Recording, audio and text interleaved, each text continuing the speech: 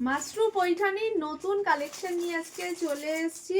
দেখো কতগুলো কালার নিয়ে এসেছি তোমাদের জন্য।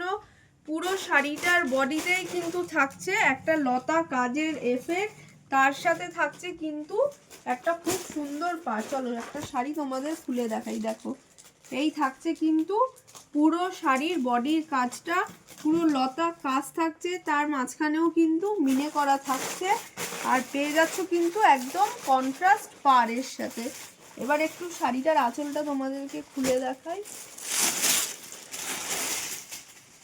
দেখো এই কিন্তু থাকছে শাড়ির আঁচল, খুব সুন্দর ডিজাইন করা, কিন্তু একদম অন্যরকম থাকছে এই শাড়ির আঁচলটা। একদম ব্লু এর সাথে কন্ট্রাস্ট একটা রানী আঁচল।